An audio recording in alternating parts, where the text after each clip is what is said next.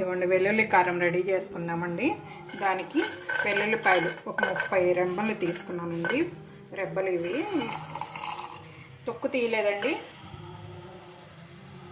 దానికి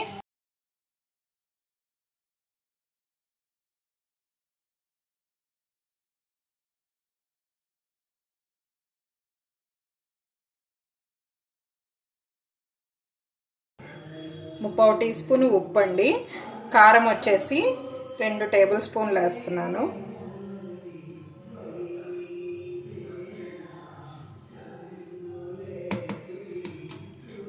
జీలకర్ర వచ్చేసి 1 టీ స్పూన్ అండి. ఇవి మిక్సీ పట్టుకుందాము. కచ్చా పచ్చిగా పట్టుకుంటే చాలండి, మెత్తగా అవసరం లేదు.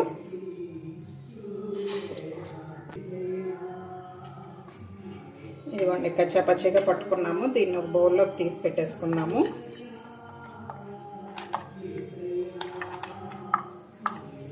ఇదిగోండి కాకరకాయలు నేను ఇవి 300 గ్రాముల దాకా ఉంటాయండి. పావు కిలో కొంచెం పైన ఉన్నాయి.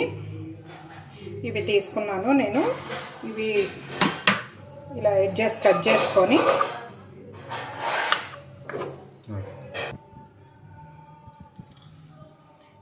కట్ చేసుకున్న తర్వాత దీని పైన పీల్ జస్ట్ పైన అలా అనుకోండి, మొత్తం తీయద్దు, జస్ట్ పైన వరకు.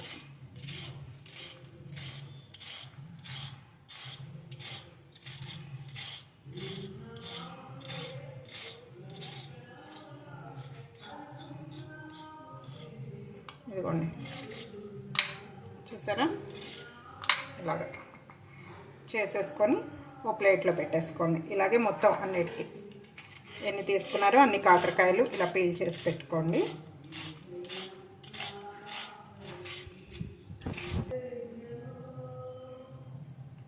ఇదిగోండి పీల్ చేసేసుకున్న తర్వాత దీన్ని ఈ సైజు ముక్కలు, మరి సన్నగా కట్ చేయొద్దండి, లావుగా కట్ చేయొద్దు, మీడియంగా ఈ సైజు ముక్కలన్నీ కట్ చేసి పెట్టుకోవాలి.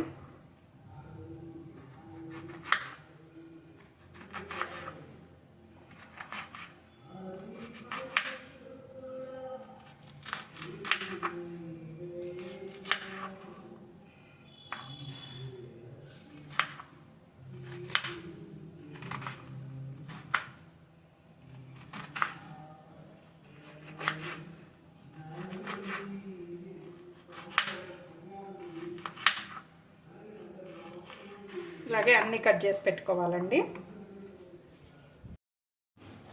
ఇదిగోండి కడాయి పొయ్యి మీద పెట్టుకొని దానిలో ఆయిల్ వేసుకున్నానండి. 1 కప్ దాకా ఆయిల్ వేసానండి. అది కొద్దిగా వేడైంది. ఇప్పుడు దీనిలో కాకరకాయ ముక్కలన్నీ వేస్తున్నాను. స్టవ్ మీడియంలో పెట్టుకోండి.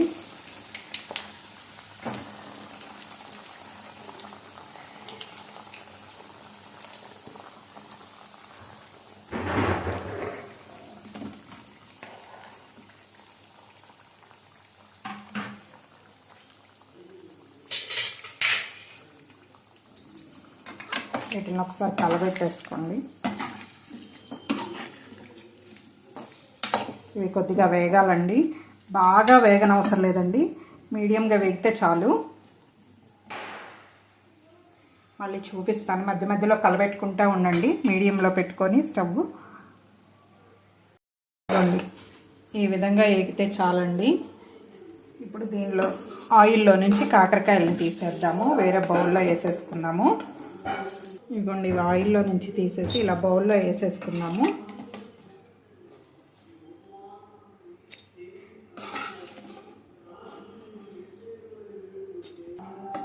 ఇదిగోండి అదే ఆయిల్లో పొయ్యి కట్టేసే ఉందండి, అంటించలేదు. మళ్ళీ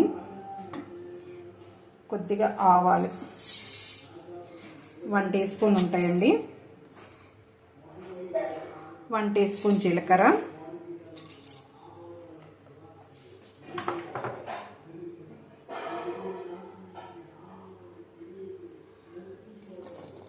వెల్లుల్లి.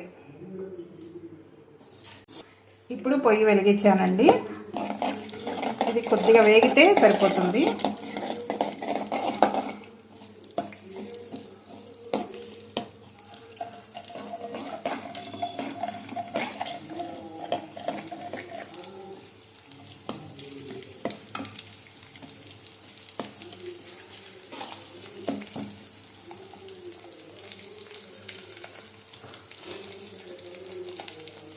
దీనిలో కొంచెం కరివేపాకు,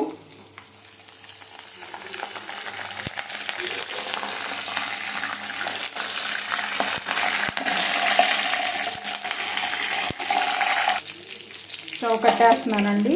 ఇప్పుడు కొంచెం ఇంగు వేస్తున్నాను. మిరపకాయలు, ఎండుమిరపకాయలు ఒక 6, 7 అలా వేసుకోండి. ఇది మొత్తం ఒకసారి కలబెట్టేసేసి ఆ పొయ్యి మీద నుంచి తీసి పక్కన పెట్టేసుకోండి. ఆ వేడికి మరి ఎక్కువ వేడి ఉండకూడదు, మాడిపోతాయి. అందుకోసం ఇదిగోండి వేయించి పెట్టుకున్నాం కదా కాకరకాయలు. దీనిలో ఒక 1/2 స్పూను పసుపు,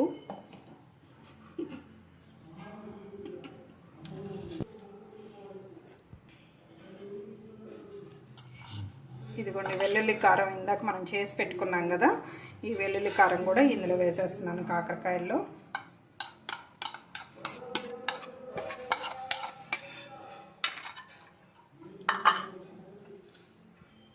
ఇందాక వెల్లుల్లి కారంలో మనం 3/4 టీ స్పూన్ వేసామండి, 3/4 స్పూన్ వేసాము ఉప్పు. ఇప్పుడు కొద్దిగా వేస్తున్నాను మళ్ళీ.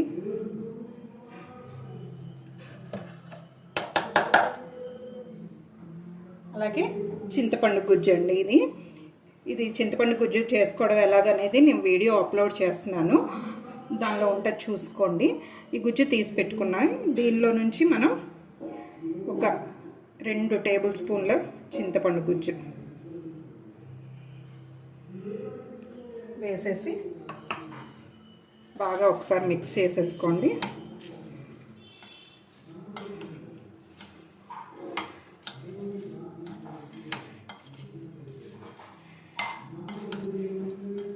ఒకసారి మిక్స్ చేసేసిన తర్వాత మనం పోపు పెట్టుకున్నాం కదా, ఇది మొత్తం ఆయిల్తో సహా మొత్తం వేసేసేయండి. వేసేసి మొత్తం మిక్స్ చేసుకోండి.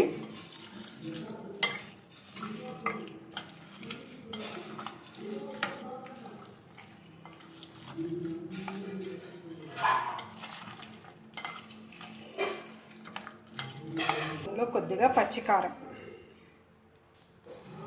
1 స్పూన్ ఫుల్ అండి, ఇది టేబుల్ స్పూను 2 వేస్తున్నాను, 2 ఫుల్ వేసాను. వేసేసి బాగా మిక్స్ చేసేసుకోండి. ఆయిల్ సరిపోతుందండి.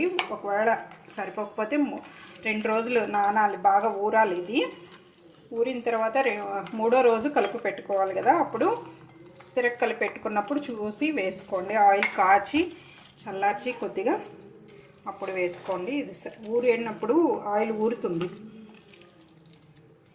3వ రోజుకి. ఇలా కలిపేసి పెట్టేసుకోండి. 3వ రోజు మళ్ళీ తిరగ పెట్టుకుందాము.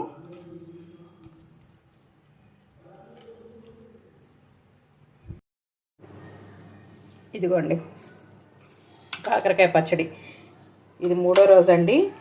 మొత్తం కలబెడుతున్నాను. అన్నీ కరెక్ట్గా సరిపోయినాయి, ఆయిల్ కూడా సరిపోయింది. కలబెట్టేటప్పటికి ఊరింది బాగా, ఆయిల్ బాగా ఊరింది. నేను కలపెట్టాను కదా, మొత్తం సరిపోతుందండి. ఇలా ఉంటే చాలు, అంతేనండి. చాలా ఈజీగా చేసేసుకోవచ్చు. అన్నీ తెచ్చి పెట్టేసుకొని గబగబా చేసేసుకోవచ్చు. పచ్చళ్ళు ఏమీ లేవు అనే బాధ ఉండదు. చక్కగా ఇలా చేసి పెట్టుకున్నారనుకోండి, ఓ 15 రోజులు 20 రోజుల దాకా మనకి ఉంటుంది. ఇంకా ఎక్కువ రోజులే ఉంటుందండి నిల్వ, మనం తినేదాన్ని బట్టి. ఓకేనండి, ఈ వీడియో మీకు నచ్చిందని అనుకుంటున్నాను. నచ్చితే లైక్ చేయండి, షేర్ చేయండి, సబ్స్క్రైబ్ చేసుకోండి. Thank you for watching.